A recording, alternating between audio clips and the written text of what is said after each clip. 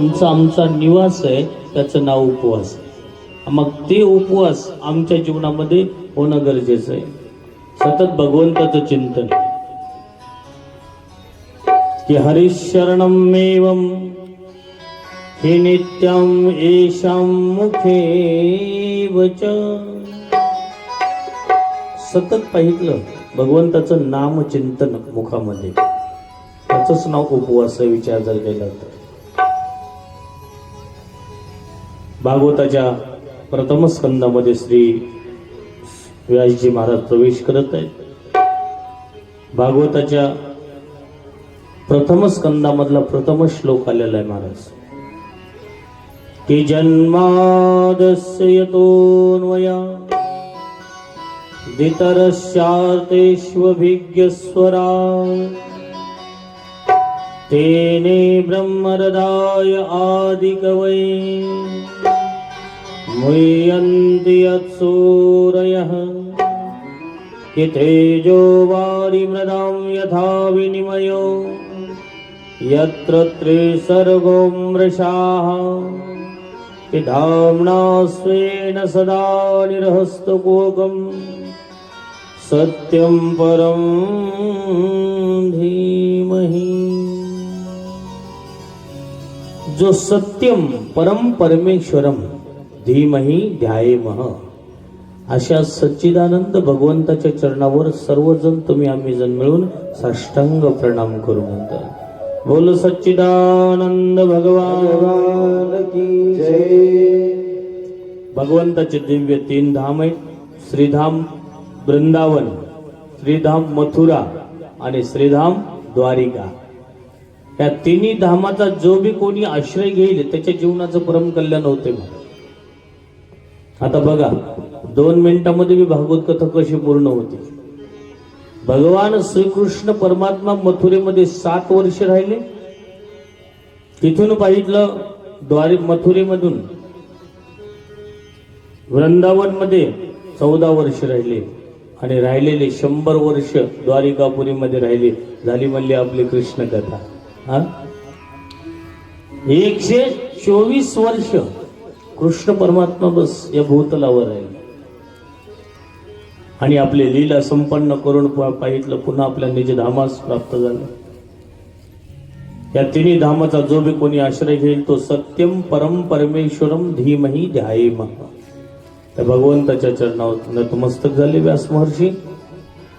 कारण सत्य एकमेव जगाच्या पाठीवर बस भगवान पंढरीश पांडुरंग परमात्मा आहे. सत्य गर्भस्तुतीमध्ये देवता लोकांनी स्तुती करते वेळी सत्यता आली महाराज. किती वेळेस सत्यता वापरली की सत्यव्रतम सत्यपरम त्रिसत्यम सत्यस्य सत्या सत्य, बऱ्याच वेळेस शब्द आले महाराज. सत्यात्मकम त्वाम शरणम प्रपन्ना.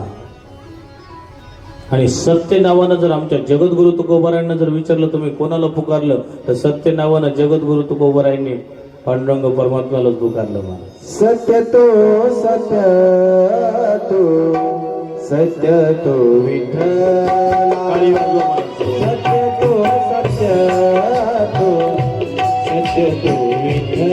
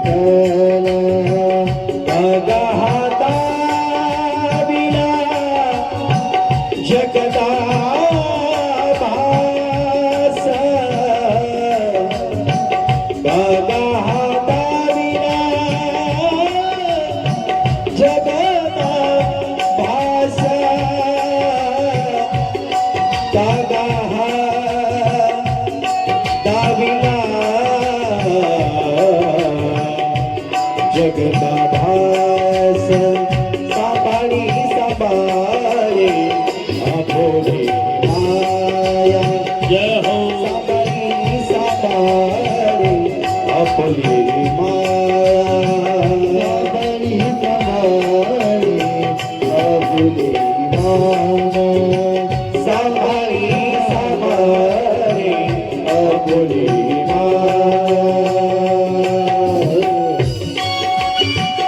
पहले की सेवा करिए बेटे बेटे। जय हो हरि बोल। वाह।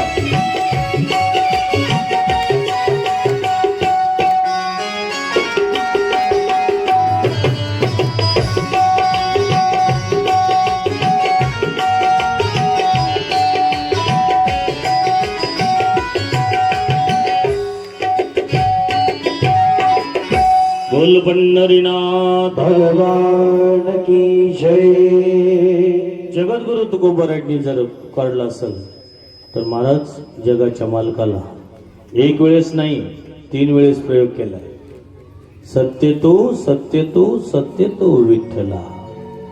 कारण ह्या जगाच्या पाठीवर जर सत्य असेल तर फक्त एकमेव जगाचा मालक पांडुरंग परमात्मा सत्य, नाही तर बाकी सगळं मिथ्या आहे। हे संसार सर्व मिथ्या आहे।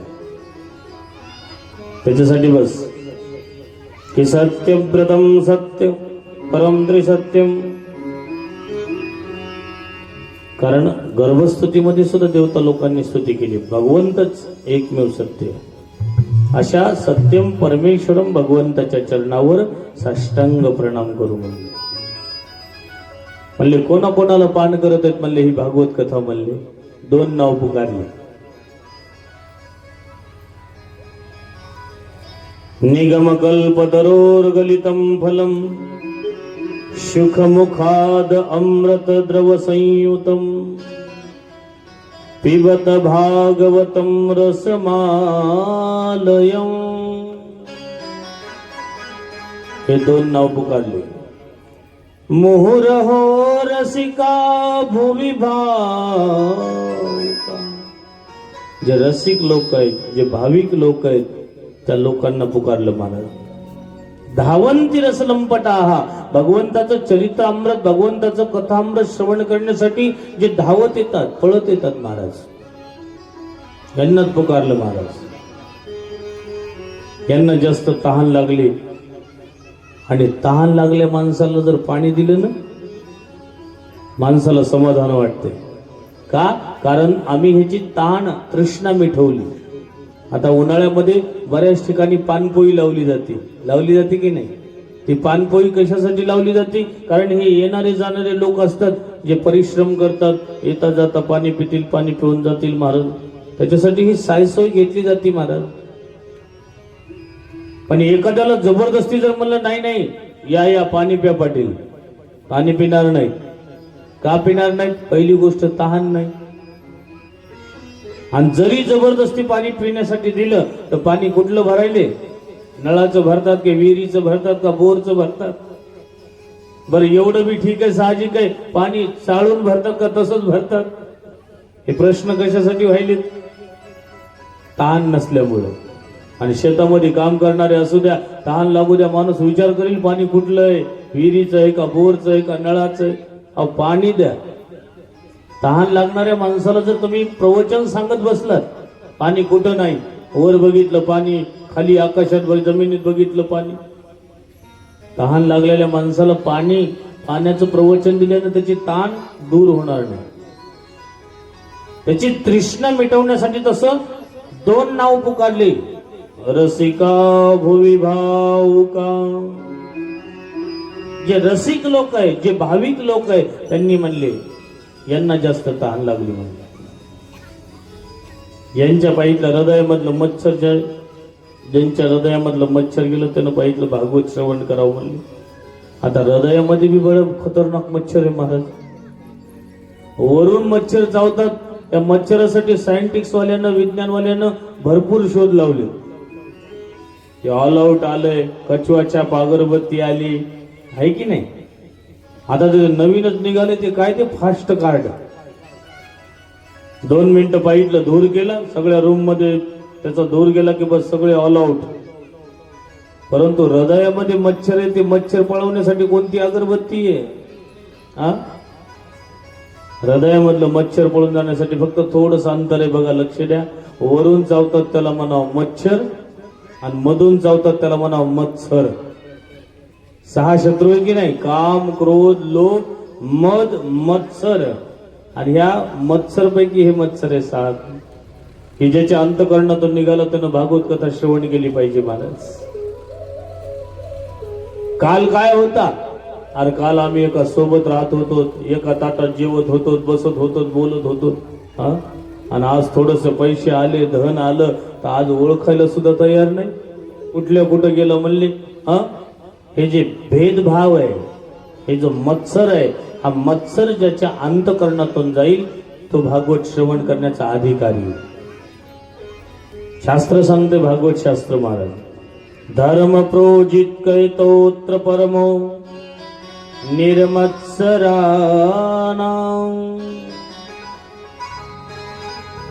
मत्सर निघाला की बस तो अधिकारी ठरला महाराज. मग त्यांना पान करण्यासाठी जास्त बोलवलं महाराज. आणि हे 7 प्रश्न काल सूतजी महाराजांना 88,000 ऋषीमुनींनी विचारले महाराज. आणि या 7 प्रश्नावरच संपूर्ण श्रीमद भागवत कथा सांगितली महाराज. पुंसमेकांत तत्श्रेय तन्न संसेतु महर्षी.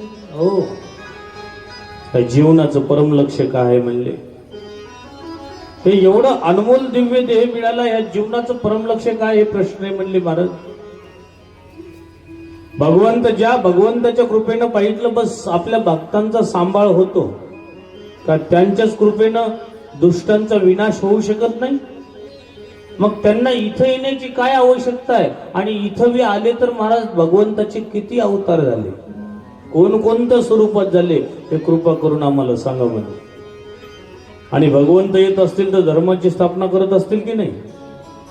की धर्म संस्थापनार्थाय संभवामी युगे युगे.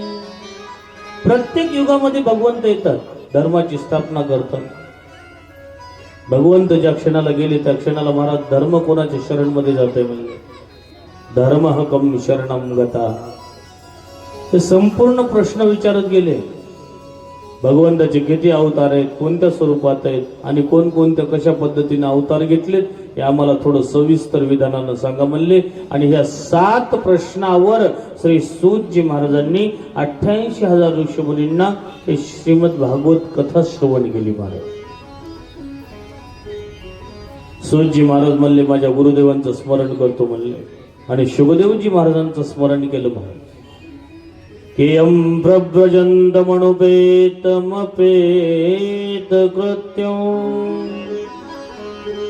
द्वैपायनो विरह आतुराजुहाव. पुत्रेति तन्मयतया तरोभिनेदो तं सर्वभूतहृदयं मुनिमानतोऽस्मि.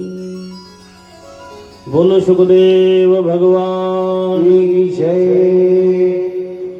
सूतजी महाराजांनी शुकदेवजी महाराजांना स्मरण केलं महाराज.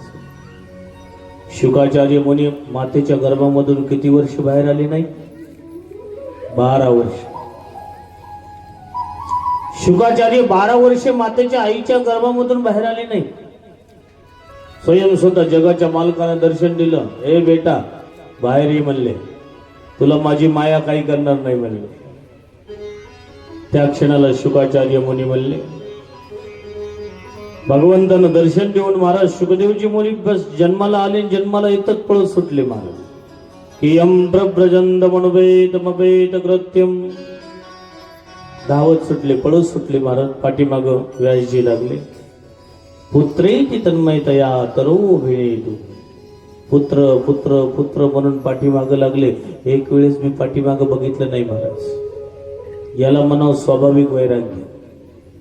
आम्ही तुम्हाला बी वैराग्य धारण होतंय, पण कधी ज्यावेळेस काळजाचा तुकडा बोलतोय, स्वयं स्वतःचा पुत्र बोलतोय, स्वयं स्वतःचा मुलगा बोलतोय, त्यावेळेस वाटतं महाराज काय पडलं ह्या संसारामध्ये.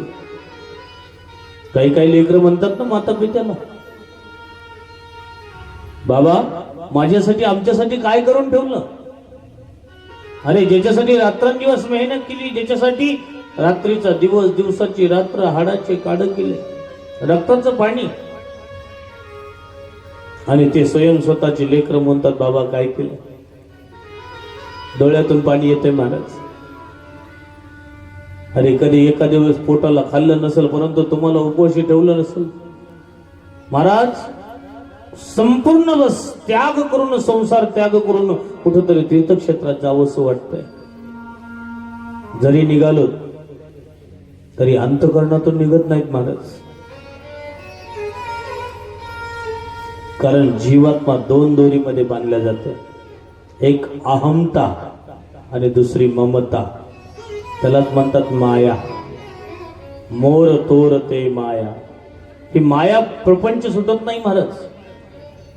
एखाद्या घरातून त्याग करून रागानं जरी निघाला, रागानं निघाल्यानंतर महाराज पुन्हा पाहितला आठवण येते, माझा नातू तो माझ्याशिवाय जेवण करीत नाही म्हणले. हा, जेवढं त्याग करून निघालो तेवढं पुन्हा वापस येते महाराज. शुकाचार्यांचं वैराग्य कसं सांगितलं बघा भागवतामध्ये. पाठीमागं वळून सुद्धा बघितलं नाही. पाठीमागं व्यासजी पुत्र पुत्र पुत्र, बेटा बेटा, ते वृक्ष बोलायला लागले पुत्र पुत्र बेटा. पण एक वेळेस मी पाठीमागं वळून बघितलं नाही महाराज. हे खरं वैराग्य. आता वैराग्याचे बरेचसे प्रकार आहेत. स्मशान वैराग्य आहे, मर्गट वैराग्य आहे. त्याच्यासाठी मी सांगत असतो, माणसाला जीवन जगण्याची कला येते महाराज. एकदा का होईना अंतिम संस्कार विधीला गेलं पाहिजे महाराज. महिन्यातून माणसाला जाण राहू शकते की बस एक दिवस आपल्याला बी इथं संपायचं. कारण जो आला त्याचं जाणं निश्चित रूपाने महाराज. आया है सो जाएगा राजा रंक फकीर. कारण माणसाला बस जीवन जगण्याची कला करते. इथं महाराज व्यास महर्षी पुन्हा पाठीमागं वापस आले. जड पावलानं पुन्हा वापस आले महाराज. डोळ्यामध्ये पाणी, उदास झाले महाराज वेदव्यास महर्षी. व्यासजींना प्रश्न पडला, मी 4 वेद लिहिले, सामवेद, यजुर्वेद, ऋग्वेद आणि अथर्ववेद. पंचम वेद महाभारताची रचना केली. एक एक एक एक करत करत 17 पुराण लिहिले. ना मला आनंद मिळाला, ना माझ्या भक्तांना आनंद मिळाला.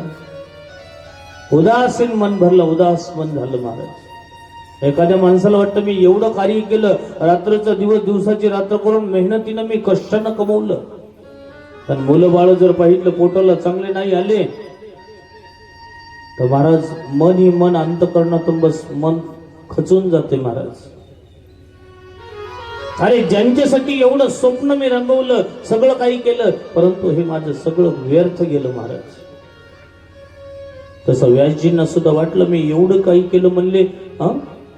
चौवेदी जाण साही शास्त्री कारण, 18 ही पुराण हरीशी गाते.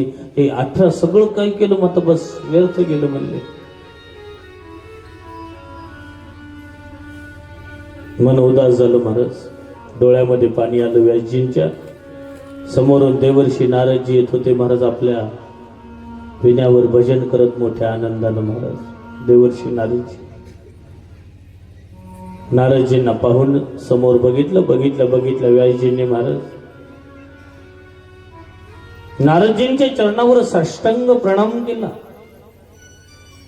देवर्षी नारदजींनी महाराज स्वयं स्वतः विचारलं, म्हणले व्यासजी, हे म्हणले बस एवढं उदास मन करून का बसलात म्हणले, कशाची चिंता लागली म्हणले. व्यासजींनी सांगितलं, नारदजी मी हे सर्व काही केलं परंतु बस ना मला आनंद मिळाला ना माझ्या भक्तांना आनंद मिळाला म्हणले. याचं कारण काय सांगा ना म्हणले. कृपा करून म्हणले विचार जर केला तर. बस एवढं छोटस कारण आणि एवढी उदासीनता म्हणले. म्हणले हे तुम्ही जे पाहिलं हे सगळं जे लिहिलंय ना म्हणले हे मी समजून लिहिलं म्हणले. मी समजून. आणि हे मीपणा तर बडा खतरनाक आहे म्हणले. कारण जिथं मीपणा आला तिथं सगळं संपलं महाराज. सगळ्यात मोठा तुमचा आमचा शत्रू जर असेल मग ते तुम्ही असो की मी असो की कोणी असो महाराज, मीपणा जर आला तर माणसाचं पाहिलं बस संपलं सर्व. हे काम क्रोध लोभ मद मत्सरी अहंकार आहे की नाही. आणि हे सगळं तुम्ही मी लिहिलं असं वाटायला म्हणले. हे म्हणले बस, तुम्ही नाही म्हणले, याच्यामध्ये गुणानुवाद नाही म्हणले. कारण जे बी होते म्हणले त्या भगवंताच्या इच्छेशिवाय हलू होऊ शकत नाही म्हणले. एखाद्या कीर्तनकारानं कथाकारानं विचार केला, हे मी बोलतो, हे मी बोलत नाही. कोण बोलतंय? भगवंत बोलून घेतात. आणि थोडासा बी मीपणा जर आला, हे मी करतो, तर वरून थोडासा स्क्रू जर ढिला केला तर लोक म्हणतील क्रॅक झालं, म्हणतील की नाही. त्याच्यासाठी जे बी होतंय ते सगळं भगवंताच्या कृपेनं होतंय महाराज. चाले हे शरीर, चाले हे शरीर, चाले हे शरीर, कोणाची ये साथे. चाले हे शरीर, चाले हे शरीर, चाले हे शरीर, कोणाची ये साथे. चाले हे शरीर, चाले हे शरीर, चाले हे शरीर, कोणाची ये साथे. चाले हे शरीर,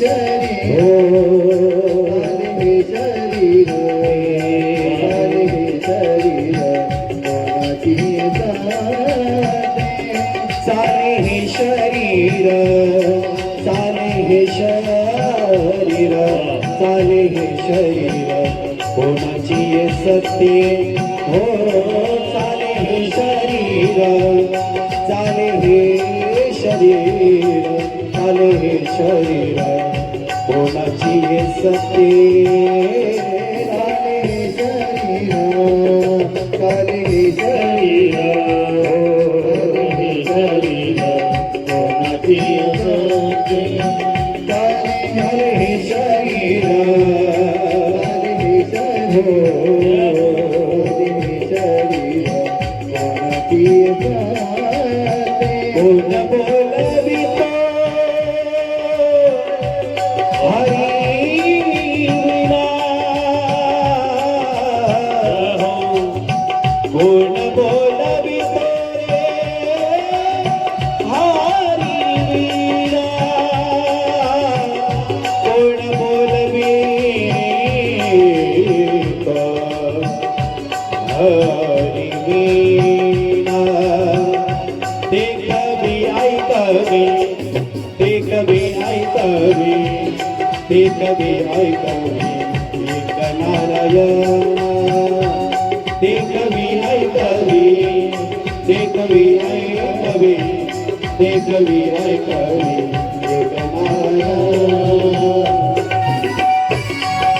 काली की सेवा करिए बड़े भाव के साथ. हरि बोल. जय हो.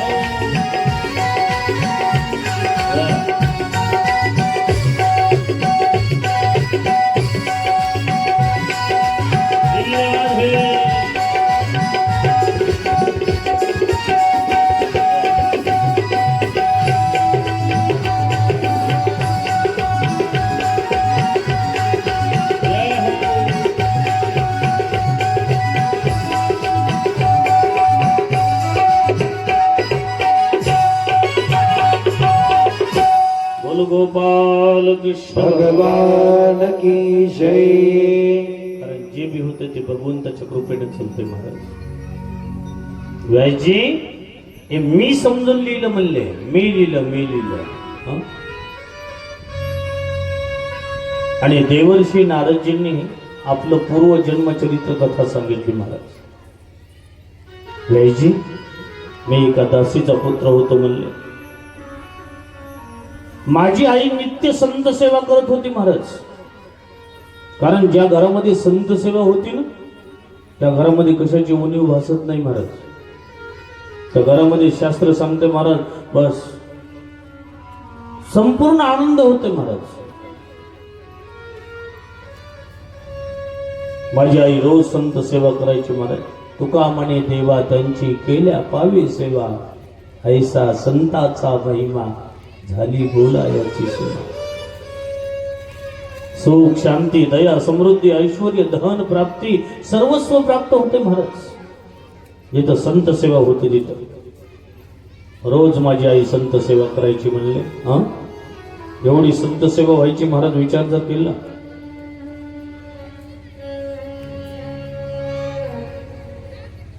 एक दिवस चातुर्मास आला म्हणले महाराज. चातुर्मास आल्यानंतर संतांची मंडळी आली. बस ते रोज संत महात्म्यांना भोजन वाढण्याचं मी कार्य करायचं. 5 वर्षाचा स्वयंस्वतः देवर्षी नारदजी व्यासजींना पूर्वजन्मचरित्र कथा सांगत आहे. ते संत सेवा करायचे, संतांना भोजन वाढायचं, संत सर्व काही करायचं महाराज. ते संत कथा सांगायला बसले तर मी कथा श्रवण करायला बसायचे. पण एक दिवस व्यासजी पाहता पाहता म्हणले चातुर्मास संपला. आणि चातुर्मास संपल्यानंतर सगळे संतांची मंडळी निघाली, मी सुद्धा निघालो. ते संत महात्मे म्हणले, कुठं निघालस म्हणले बेटा? म्हणले महाराज मी तुमच्याशिवाय राहू शकत नाही म्हणले. मला तर आता तुमच्यासोबतच राहायचंय म्हणले, तुमच्यासोबतच आनंद घ्यायचाय म्हणले. म्हणले जा म्हणले बेटा तुझ्या आईचा आज्ञा घेऊन ये म्हणले. तुझ्या आईची आज्ञा घेऊन ये. तुझी आई जर म्हणली तर आम्ही नक्की तुला सोबत घेऊन जाऊ म्हणले. आता कोणती अशी माता आहे की त्या मातेला आपला मुलगा संन्यासी भाऊ वाटत? देवर्षी नारदजींना माहित होतं माझी आई मला आज्ञा देणार नाही. त्या संतांनी कानात मंत्र दिला, त्या मंत्राचं भजन पूजन कर म्हणले आणि तुझे त्या भगवंतावर श्रद्धा ठेव म्हणले, निश्चित रूपाने तुला देवाची भेट होईल म्हणले. व्यासजी ज्या संतांनी जो कानामध्ये मंत्र टाकला त्या मंत्राचं मी भजन पूजन करत राहिलो. रात्रंदिवस भजन पूजन केलं म्हणले. पण एक दिवस माझ्या जीवनामध्ये असा प्रसंग आला, सायंकाळचा वेळ होता, माझी आई गाईला चारा टाकण्यासाठी जात होती म्हणले. आणि जात असताना महाराज एका सापाच्या शेपटीवर चुकून माझ्या आईचा पाय पडला म्हणले. आईचा पाय पडल्या पडल्या महाराज त्या सापानं पाठीमागं फिरून आईच्या पायाला दंश केला आणि दंश करताच माझ्या आईचा मृत्यू झाला म्हणले. काही माणसं आले म्हणले माझ्याकडे, तू इथं भजन करत बसलास म्हणले, तुझ्या आईला बघितलं सापानं दंश केला, तुझ्या आईचा मृत्यू झाला म्हणले. त्या क्षणाला व्यासजी माझ्या दोन्ही डोळ्यांना अश्रूच्या धारा लागल्या. एका डोळ्यामधून अश्रूची गरम धार आली, एका डोळ्यामधून अश्रूची थंडगार धार आली. बघा, अश्रू सुद्धा माणसाला परिचय करून देतात. माणसाच्या जीवनामध्ये दुःख जर आलं तर दुःखाचे अश्रू महाराज गरम असतात आणि माणसाच्या जीवनामध्ये आनंद जर झाला तर अश्रू थंडगार अश्रू असतात आनंदाचे. थंडगार अश्रू याच्यासाठी आले महाराज, कारण आता मला भगवंताचं भजन पूजन करण्यासाठी परमार्थ करण्यासाठी कोणी थांबवणार नाही. आणि गरम अश्रूची धार याच्यासाठी आली महाराज, ज्या मातेनं ज्या आईनं पाहिलं बस एवढे संस्कार दिले, आज ती आई मला स्वतः सोडून गेली, त्याचं मला दुःख जाणवायले. त्याच्यासाठी गरम अश्रूची धार आली म्हणले. व्यासजी त्या क्षणाला पाहिलं, मी उठून गेलो, माझ्या आईच्या चरणावर जाऊन साष्टांग प्रणाम केला म्हणजे. त्या माताजीचा पाहितला अंतिम संस्कार विधी केला आणि बस व्यासजी ज्या पूर्व दिशेनं संत महापुरुषांची मंडळी गेली त्याच दिशेनं मी चलत गेलो म्हणले. चालून चालून थकले गेलो, भूक लागली, तहान लागली, काय करावं असं काही कळेना महाराज. एक सुंदर सरोवर दिसलं, त्या सरोवर मध्ये हात पाय धुतले, पाणी पिलं आणि त्या एका जागेवर बसून थोडस भजन करत बसलो म्हणले. व्यासजी ती जागा एवढी पवित्र होती म्हणले, एवढी सिद्ध जागा होती म्हणले, तिथं मला भगवंतानं दर्शन दिलं म्हणले.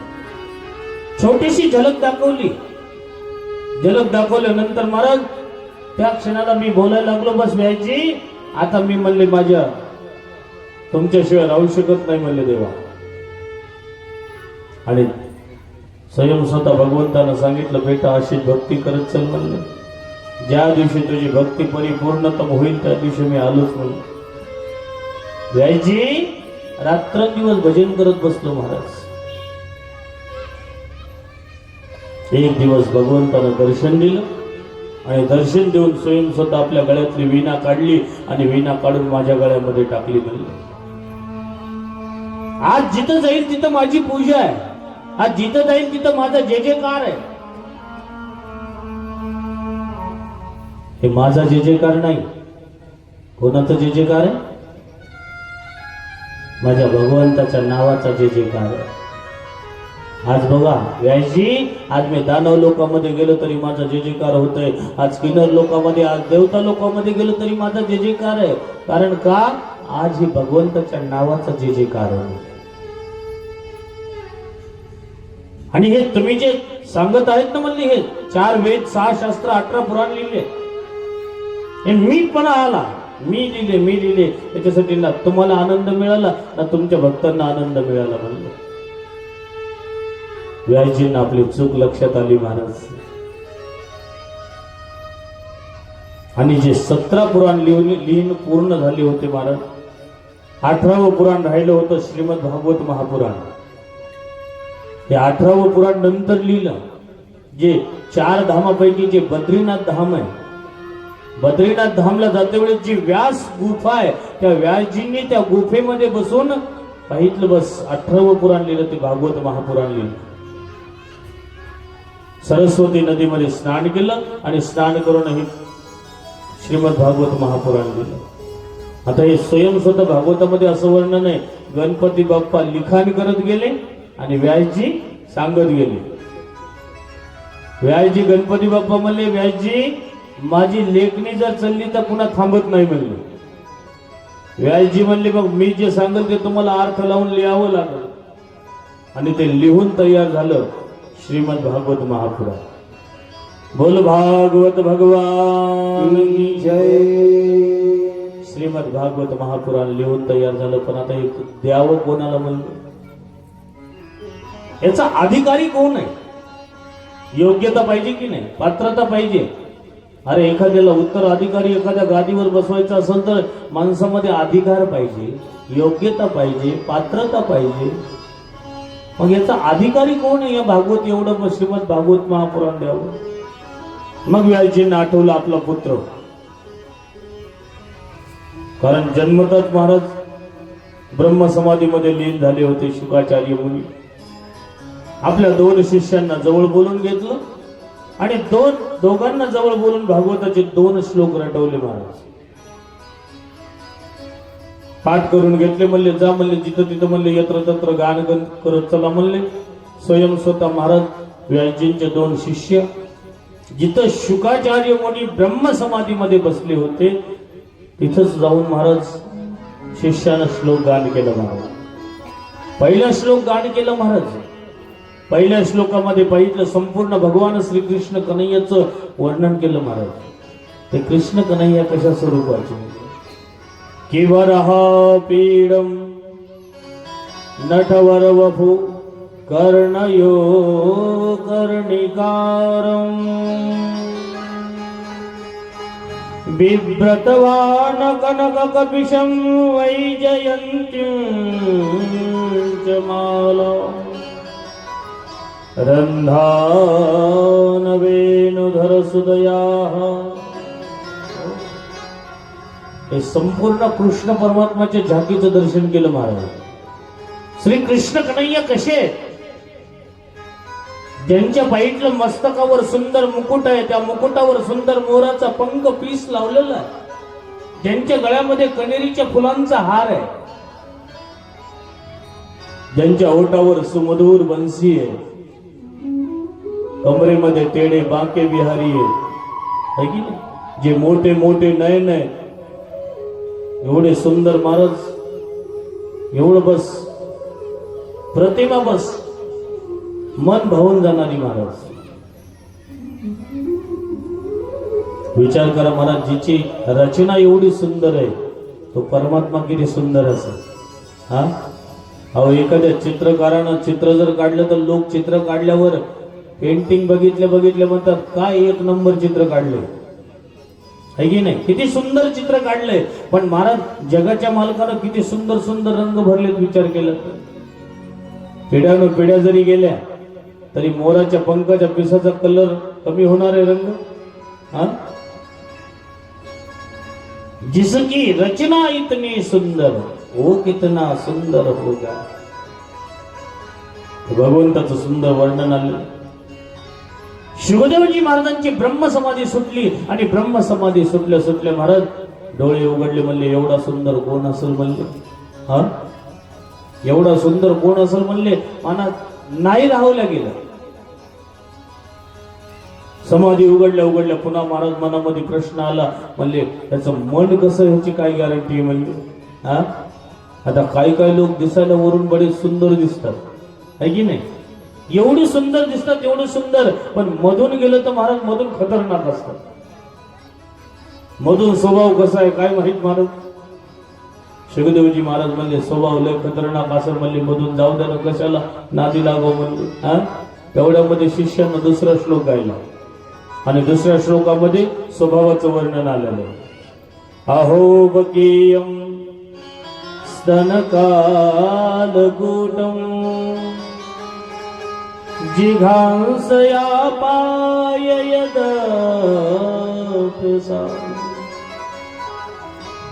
लेवे गतिं धातृचितां ततोऽन्यं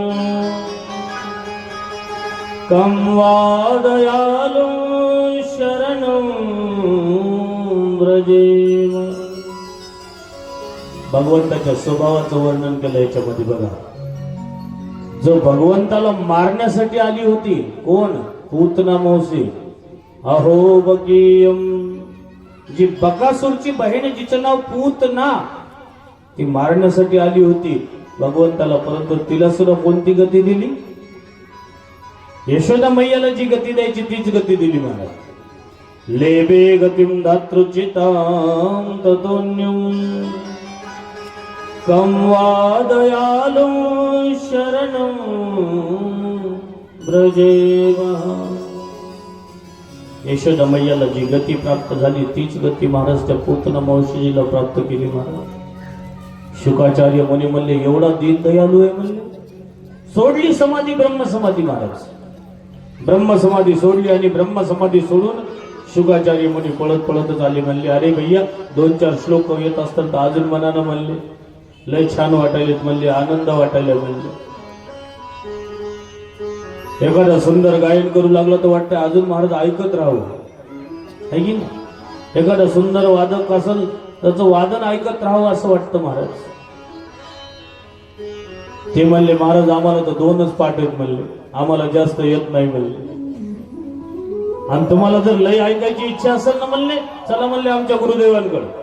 18,000 श्लोकाची संहिता श्रीमद भागवत महापुराण. अच्छा चला म्हणले. महाराज बोटाला धरलं, हाताला धरून महाराज शुकाचार्य मुनींना घेऊन आले. शुकाचार्य मुनी श्री व्यास महर्षी बसलेले होते. लांबून बघितलं शुकाचार्य मुनींना महाराज. डोळ्यामध्ये पाणी आलं महाराज. अरे ज्याच्या पाठीमागं मी वेड्यासारखं धावत होतो, पाठीमागं लागलो होतो, पुत्र पुत्र पुत्र, बेटा बेटा बेटा, माझ्याकडे एकदा मी वळून बघितलं नाही. आणि आज मी थोडस भगवंताचं गुणानुवाद लिहिलं तर आज माझ्याकडे स्वयं स्वतः धावत आला म्हणले. हा, माझ्याकडे स्वयं स्वतः धावत आला म्हणले. बस शुकदेवजी मुनी आले, व्यासजींच्या चरणावर येऊन साष्टांग प्रणाम केलं महाराज. बोल सद्गुरुदेव भगवान की जय. प्रणाम करून महाराज श्रीमद भागवत महापुराण उचललं आणि शुकदेवजी मुनींना पाहितलं दिलं महाराज, प्रदान केलं. आणि तेच कलिकाल मध्ये पाहितलं श्री शुकाचार्य मुनींनी राजा परीक्षितला भागवत कथा सांगितली महाराज. आता राजा परीक्षितला भागवत का सांगितलं? राजा परीक्षित पात्र होता का? राजा परीक्षित मध्ये योग्यता होती का भागवत श्रवण करण्याची? हे राजा परीक्षित होता तरी कोण म्हणलं? इथून मग पाहितलं परीक्षित राजाचं चरित्र आहे ते थोडस श्रीमद भागवतामध्ये महाभारताचं वर्णन आहे. 88,000 ऋषी मुनींनी विचारलं, म्हणले हे परीक्षित राजा कोण होता म्हणले महाराज, ज्याला भागवत कथा सांगितली. हे परीक्षित म्हणले, आता तुला सांगतो म्हणले कोण होता म्हणले. बस श्री सूतजी महाराज